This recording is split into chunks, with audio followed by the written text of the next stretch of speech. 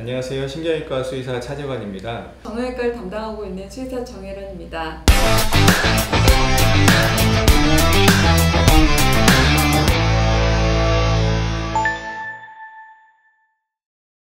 오늘 말씀드릴 아이는 4개월밖에 안 된 고양이인데 발작 증상으로 내원을 했습니다.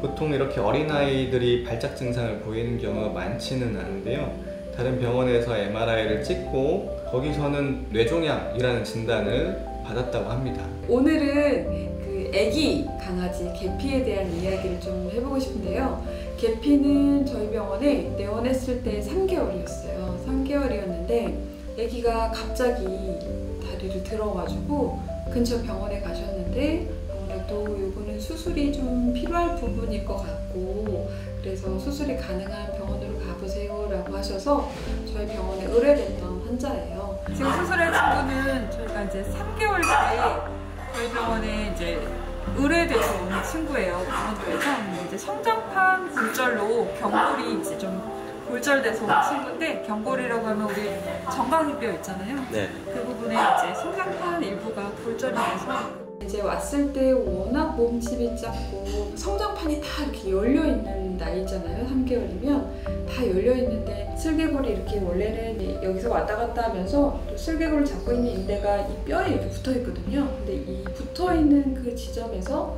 뼈가 뜯어져 버린 거예요. 지붕 들리듯이.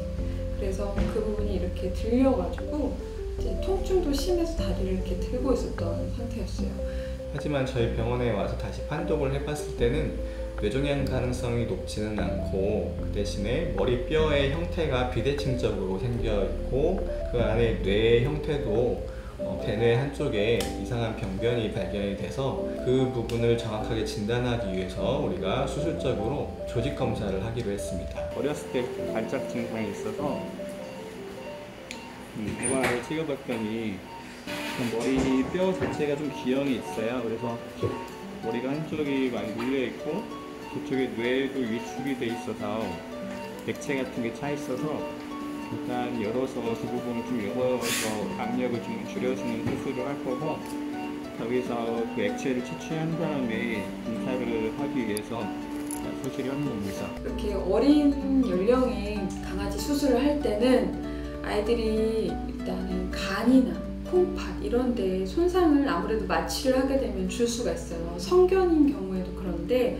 어린아이들은 더 그럴 수 있거든요. 그래서 그런 부분에 대한 수술하기 전에 이제 충분히 수화, 그러니까 수액도 맞고 혈압도 다 자주 측정하고 이렇게 들어가서 수술 시간 짧게 해서 나오는 게 가장 중요한 어떤 수술의 또는 마취의 성공 조건이라고 생각해요. 애기들은 되게 그 치유 속도가 빠르거든요. 그래서 한 6주 정도 조금 되죠. 안 되고 좀 6주 정도 안 되고 지금 그 핀이랑 이제 그런 것들을 와이어들을 제거하는 제거 수술이에요.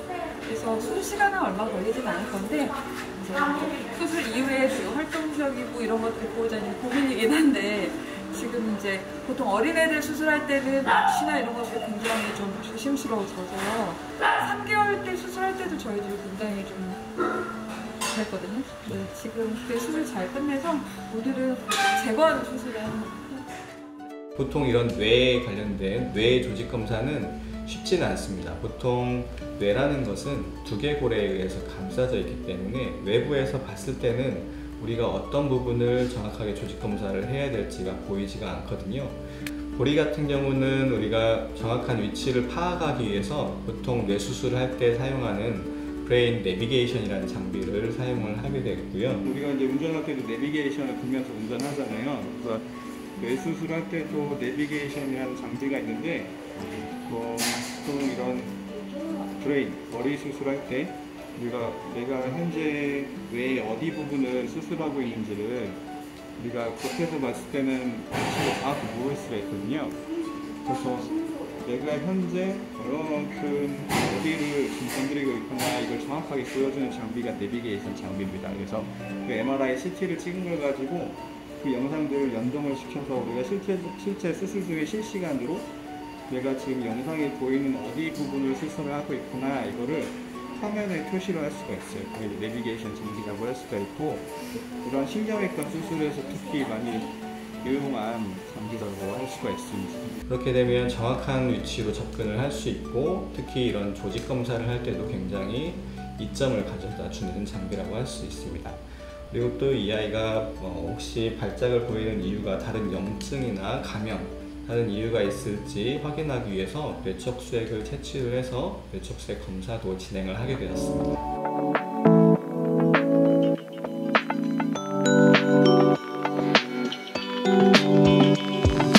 결과상으로는 일단 다른 감염이나 세균이나 곰팡이, 바이러스 같은 감염은 확인되지 않았고요.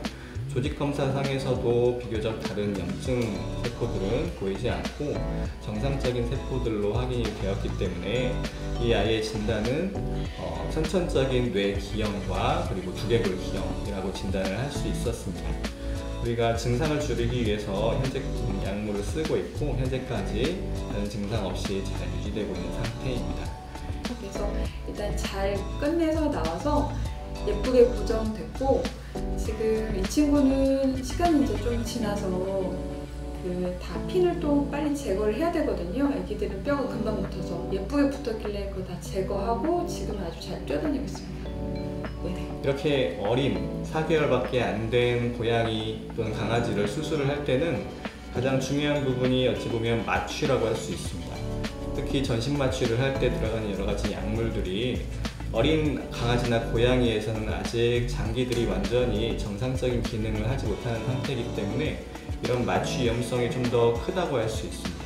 때문에 우리가 약물의 선택이나 여러 가지 마취를 조절하는 또 장비 이런 것들이 굉장히 중요하다고 할 수 있는데, 특히 저희 병원에서는 이런 부분들에 대해서 안전을 기하기 위해서 정확한 마취 프로토콜과 최고 사양의 마취기를 사용을 하고 있습니다. 이상으로 신경외과 수의사 차재관이었습니다. 감사합니다.